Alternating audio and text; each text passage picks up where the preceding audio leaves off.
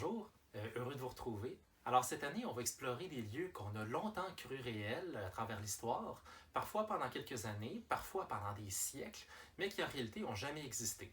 Certains de ces lieux imaginaires-là ont même eu une réelle influence sur les décisions politiques. Comme l'an dernier, notre visite va se faire en deux volets. D'une part dans les pages de la revue Solaris, d'autre part ici dans mon cabinet de curiosité personnelle.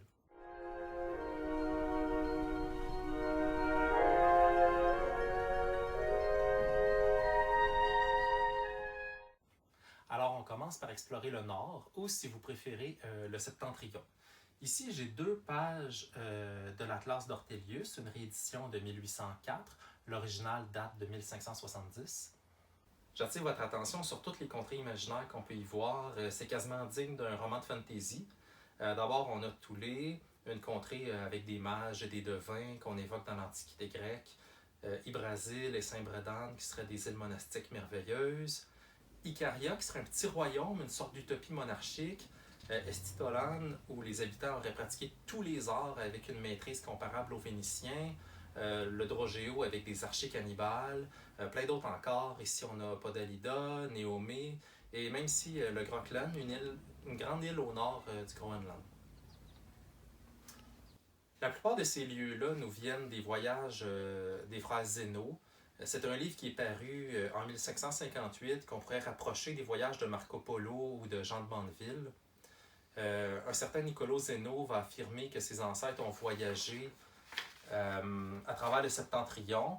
Il va joindre une carte à son récit en nous décrivant autant des cannibales que des îles de pirates, des monastères polaires.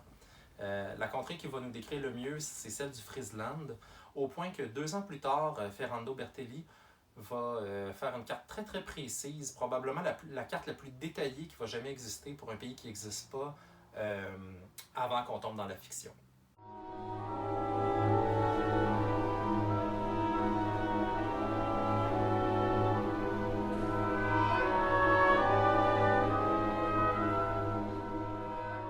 Alors, le petit caillou ici que je tiens dans ma main est loin d'être banal. C'est un morceau de magnétite, un aimant naturel. Depuis l'Antiquité grecque, peut-être même avant, les propriétés magnétiques de la magnétite vont fasciner. Je vous en montre un morceau pour vous parler de Rupes Nigra, une montagne noire qu'on imaginait se situer au pôle Nord. On peut la voir ici sur la carte de Mercator. La véritable date de 1595. Celle-là est une copie du 19e siècle. On supposait qu'il y avait un gigantesque rocher magnétique au pôle Nord, puis c'est ce qui aurait expliqué le fonctionnement des boussoles.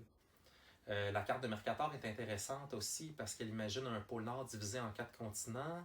On parle aussi de peuples imaginaires, puis on voit aussi toutes sortes de représentations des mondes qu'on voit sur la carte Zeno. Ici, on peut voir le Friesland, par exemple.